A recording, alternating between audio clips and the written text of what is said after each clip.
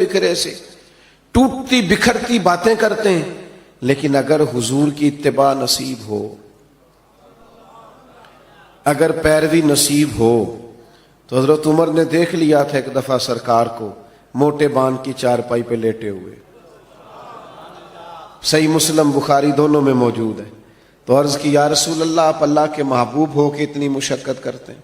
تو محبوب نے فرمایا عمر تم یہ پسند نہیں کرتے کہ کیسر و کسرا دنیا میں آرام کریں اور آخر میں رسوا ہو جائے، اور ہم دنیا میں تھوڑی مشقت برداشت کریں اور آخرت کی ساری عزتیں اللہ ہمیں ہی عطا فرما دیں۔ بس یہ بات جناب عمر نے پلے سے باندھ لی، زندگی کو سادہ کیا، بود و باش کو سادہ کیا، حضور کی اتباع، اور یہ چیز تسلی دیتی ہے، دل مطمئن ہو جاتا ہے۔ آپ کبھی دیکھیں محنت مزدوری کرنے والے لوگوں کو، ان کو کوئی ٹینشن نہیں ہوتی کوئی ہمیں دیکھ رہا ہے کہ نہیں دیکھ رہا، کسی کو کپڑے پسند آئے ہیں کہ جو لوگ اللہ تعالیٰ کی معرفت کے بعد مطمئن زندگی گزارتے ہیں وہ ذہنی الجھاؤ سے بچ جاتے ہیں، وہ ایک مطمئن اطمینان بخش وقت گزار کے دنیا سے جاتے ہیں۔ حضرت عمر رضی اللہ تعالیٰ عنہ کے زمانے میں فتوحات بہت زیادہ ہو گئی تھی، اور مال غنیمت بھی بڑی تعداد میں آتا تھا، 25,000 ہزار 50,000 ہزار دینار بدری صحابہ کو ملنے لگے تھے، وسعت آ گئی تھی۔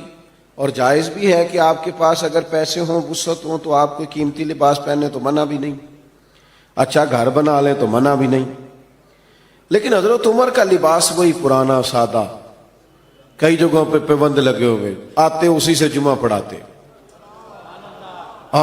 اسی سے فیصلہ کرتے، اپنی زندگی میں مست، کوئی پرواہ نہیں۔ تو بچے جب بڑے ہو جاتے ہیں پھر ہلکے ہلکے مشورے بھی تو دیتے ہیں نا،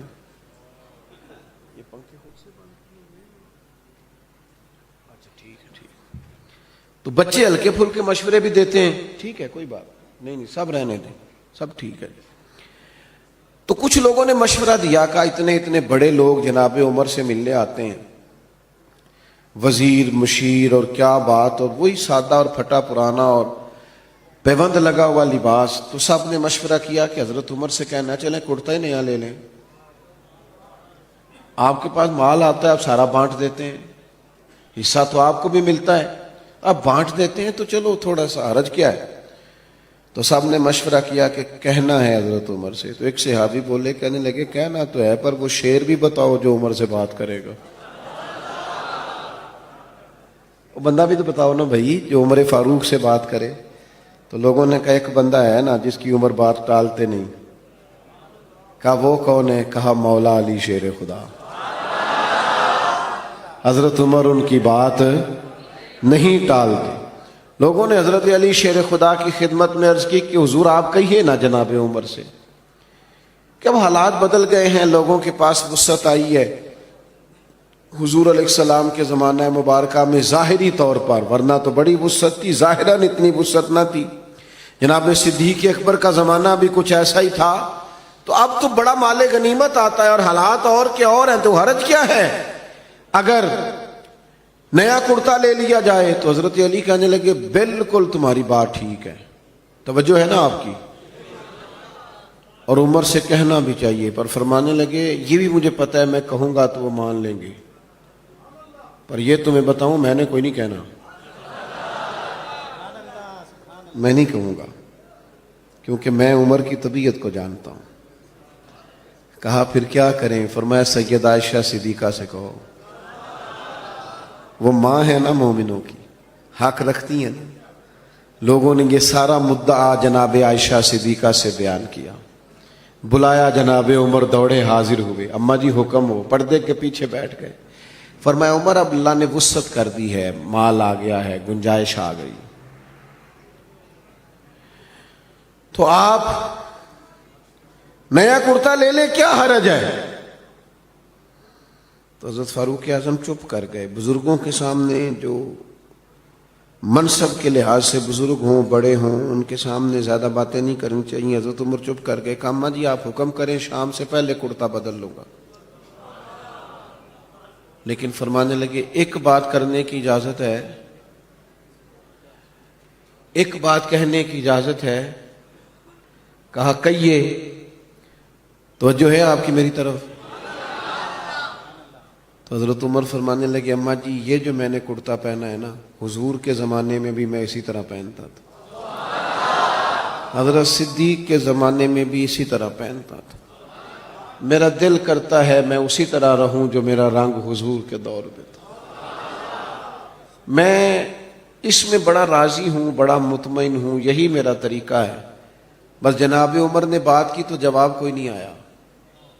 تھوڑی دیر کے بعد جناب عائشہ صدیقہ کے رونے کی آواز آئی اور جناب عمر فاروق سے فرمانے لگی آپ جائیے، جو صحابہ نے فرمایا تھا وہ بھی ٹھیک ہے، پر جو آپ کہہ رہے ہیں وہ تو بالکل ہی ٹھیک ہے۔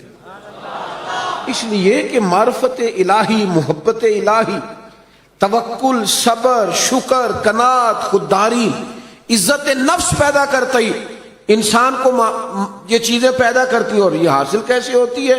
فاتبعونی، حضور کی پیروی سے، نبی پاک کی غلامی سے، نبی پاک کے نقش قدم چلنے سے ہم صرف اور صرف اس زندگی میں مطمئن رہ سکتے ہیں جو زندگی ہمیں مدینے والے محبوب نے عطا فرمائی۔ اگر ہم وہاں سے ہٹیں گے، اگر ہم وہاں سے چند قدم پیچھے ہٹیں گے، ہمارے لیے نقصان ہوگا۔ دیکھیے نا، عظیم سنت ہے نبی پاک کی اپنے دل کو صاف رکھنا، لیکن ہم نے بوجھ ہی بڑے بنائے ہوتے ہیں دل پہ۔ ایک بٹن ٹوٹ جائے نا، گلے کا ایک بٹن، تو محفل میں کسی کو بھی نہ پتا ہو تو جس کا ٹوٹا ہوتا ہے وہ بڑا پریشان ہوتا ہے، یار میرا بٹن ٹوٹا ہوا ہے۔ ایک تنکا صرف آپ کی داڑھی پہ لگ جائے نا، ایک بال چھوٹا سا، تو جب تک بندہ اتارنا نہ لے مطمئن نہیں ہوتا۔ ذرا سی یہاں مٹی لگی ہو تو سارے کہتے ہیں یار تیرے چہرے پہ مٹی لگی ہوئی ہے۔ آپ کئی بار آئینہ دیکھتے ہیں، پھر جا کے اطمینان حاصل ہوتا ہے۔ تو میرے بھائی یہ جو لوگ کہتے ہیں نا میں بے چین رہتا ہوں، بور بڑا ہوتا ہوں، تو ان کے دل پر بھی کوئی میل کچیل چڑھ گئی ہے۔ یہ باطن اگر اپنا صاف کر دیں گے نا، یہ چڑھ جاتی ہے میل کچیل۔ مجھے بتائیں، بندہ حسد کرے اور پھر سکون سے رہے یہ ہو سکتا ہے؟ دل میں بغض رکھے اور سکون سے رہے یہ ہو سکتا ہے؟ وہ تکبر کر رہا ہے، کسی کو حقیر جان رہا ہے، پھر سکون سے رہے یہ ممکن ہے؟ جب ہم اپنی طبیعت پر، باطن پر بوجھ، میل کچیل چڑھا لیتے نقصان ہوتا ہے۔ جب دل پوری طرح صاف ہو گیا، پرواہ کوئی نہیں ہے، اللہ کے ہر بندے سے پیار ہے، ہر صحیح العقیدہ کی محبت ہے، ہر ایک کے بارے میں دل میں گنجائش ہے۔ پاک ہوئے تے پاک ہی ملدا ہی، تے بنا پاکوں پاک نہیں ملدا۔ سارے جسم دے دھون دے نالوں اکو تولا ٹکڑا دل دا۔ آپ دل صاف رکھیں گے نا، دل صاف، یہ حضور کی عظیم سنت، یہ والی اتباع کریں گے نا نبی پاک کی، آپ بڑی ہلکی پھلکی زندگی گزاریں گے۔ آپ کو مطمئن ہوگا کہ آپ الجھے ہوئے نہیں۔ آپ دیکھیے نا، ترمذی میں حدیث ہے، حضور علیہ الصلوۃ والسلام نے فرمایا اے انس، اے میرے بیٹے، آپ سے ہو سکے تو صبح اس حال میں کیجئے گا کہ آپ کے دل میں کسی کا بغض نہ ہو۔ اور حضور فرمانے لگے یہ میری سنت ہے، دل میں بغض نہ رکھنا، یہ میری، بولیے یہ میری سنت ہے۔ اور میرے عزیز، دل میں صفائی، ستھرائی، صحابہ فرماتے ہیں، حضرت عبداللہ ابن عمر فرماتے ہیں، ہم ایک دن نا حضور کی بارگاہ میں بیٹھے تھے، 2-3 لوگ، دروازے پہ دستک ہوئی تو نبی کریم نے فرمایا دروازہ کھولو، جو بندہ دروازے پہ آیا جنتی ہے۔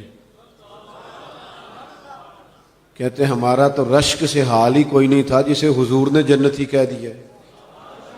دروازہ کھولا تو بندہ بڑا سادہ سا، تازہ اس نے وضو کیا ہے، پانی کے قطرے داڑھی سے گر رہے ہیں، جوتے اس نے بغل میں دبائے ہوئے، آ کے حضور کی خدمت میں بیٹھا، کوئی کام کہا، پھر وہ رخصت ہو گیا۔ کہتے ہیں ہمیں بڑے رشک آیا کہ یار کمال آدمی ہے، حضور نے جنتی فرما دیا، یہ تو کمال ہو گئی۔ فرماتے ہیں اتفاق کی بات یہ کہ اگلا دن آیا، وہی ٹائم، وہی وقت، اسی طرح ہم بیٹھے تھے، پھر دستک ہوئی، حضور نے فرمایا کھولو دروازہ، جو آیا ہے وہ جنتی ہے۔ کہتے ہیں اب تو حال ہی کوئی نہیں تھا ہمارا تڑپنے والا، اس لیے کہ دروازہ کھولا تو بندہ بھی وہی تھا جو کل آیا ہے۔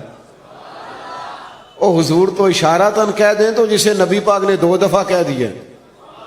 مسند امام احمد بن حنبل میں روایت موجود ہے. فرماتے ہیں حسن اتفاق کے 3 دن وہی ٹائم وہی وقت اسی طرح ہم بیٹھے تھے, دروازے پہ دستک ہوئی, محبوب فرمانے لگے کھولو بھائی جنتی آیا ہے. فرماتے ہیں ہمارا حال نہیں تھا کوئی, اس پر ناز کرتے, رشک کرتے, غبطہ ہوتا. بندہ آیا, سادہ بندہ, جوتے سائیڈ پہ رکھے, پانی کے قطرے داڑھی سے گر رہے تھے, وہ کام کیا. جب وہ باہر نکلا تو حضرت عبداللہ ابن عمر کہتے ہیں میں بھی اجازت لے کے اس کے پیچھے ہو گیا. میں نے کہا یار 2-3 دن اپنا مہمان بنا لو گے؟ 2-3 دن تو یہ بڑا عجیب کام ہوتا ہے نا, 2 گلیاں چھوڑ کے کسی کا گھر ہو تو وہ کہے مجھے مہمان بنا لو. تو کچھ ہوتے ہیں نا ایسے بھی مہمان, تو بن گئے مہمان, مجھے مہمان بنا لو. کہتے میں نے کہا بھئی میں کوئی امیر آدمی نہیں ہوں, غریب ہوں, جو روکھی سوکھی کھاؤں گا تمہیں بھی ملے گی, آ جاؤ. حضرت عبداللہ فرماتے ہیں 3 دن اور 3 راتیں میں اس کا مہمان رہا. میں پتہ کرنا چاہتا تھا وہ کیا عمل کرتا ہے, جس کی وجہ سے نبی پاک صلی اللہ تعالی علیہ وسلم نے جنت کی بشارت دے دی. میں معلوم کرنا چاہتا تھا, لیکن آپ فرماتے ہیں میں نے کوئی ایسی بات دیکھی نہیں. وہ عشاء پڑھ کے سوتا, فجر کی نماز تک سویا رہتا, اور میں تو درمیان میں اٹھ کے تہجد بھی پڑھتا تھا. وہ تو صرف کروٹیں بدلتا تو اللہ کا ذکر کرتا, باقی وہ ساری رات اس نے عشاء سے لے کر فجر کی اذان تک آرام کیا. فرماتے ہیں وہ تو تھوڑے صدقات کرتا تھا, میں زیادہ کرتا تھا. میں بڑا حیران تھا کہ 3 دفعہ نبی پاک صلی اللہ تعالی علیہ وسلم نے جنت کی بشارت عطا کی ہے, اور بندے کا حال یہ ہے کہ کوئی خاص عبادت نہیں. تیسرے دن میں چھٹی لے کے اس سے اجازت لے کے جانے لگا تو وہ بھی حیران تھا کہ 3 دن بندہ راہ ہے, سمجھ کوئی نہیں آئی. فرماتے میں نے بھی اسے کہا یار مجھے ضرورت نہیں تھی, اصل بات یہ ہے تو بندہ بڑا کمال ہے, 3 دن تک نبی پاک نے تجھے جنت کی بشارت دی ہے. میں تو 3 دن 3 راتیں تیرا مہمان رہا, پتہ کروں تو کیا عمل کرتا ہے تاکہ میں بھی کروں اور وہ فضیلت میں بھی پالوں جو تجھے حاصل ہے. فرماتے ہیں وہ کہنے لگا عمل کوئی بھی نہیں, وہی ہے جو آپ نے دیکھ لیا ہے. 5 نمازیں پڑھتا ہوں, حسب توفیق صدقہ کرتا ہوں. تو کہتے ہیں میں نے اس سے کہا یار کچھ تو ہوگا نا جو اتنی شان. تو کہنے لگا ایک چیز میرے پاس ہے, یہ آپ نے یاد رکھنی ہے, یہ ہماری محفل کا نچوڑ ہے. ایک چیز ہے, وہ کیا؟ کہنے لگا میرا دل بڑا صاف ہے, عداوت کوئی نہیں, حسد کوئی نہیں, بغض کوئی نہیں, اناد کوئی نہیں. اسی کسی دے کچھ بھی نہ لگ دے, نہ کوئی ساڈا دردی. ہم نے کوئی رٹا نہیں, کوئی کسی سے تنازع نہیں. اس نے مجھے سلوٹ کیوں نہیں کیا, فلانے نے سلام کو نہیں کیا, فلانے میرے وہ بچے کے دن رکھنے تھے مجھے بلایا کیوں نہیں, فلانے نے مشورہ کیوں نہیں کیا, منگنی پہ کیوں نہیں بلایا, ایک بندہ کیوں بلایا. میرا رٹا کوئی نہیں, دل صاف ہے. حضرت عبداللہ ابن عمر فرماتے ہیں میں سمجھ گیا. میں نے کہا تیرا دل صاف ہے نا, تو پھر مدینے والے محبوب نے بھی 3 دفعہ جنت کی بشارت عطا فرمائی. عزیز بھائیوں, ہم نے اتباع رسول کرنی ہے, پیروی کرنی ہے نبی پاک کی. یہی معرفت الہی کا بڑا ذریعہ ہے. سادہ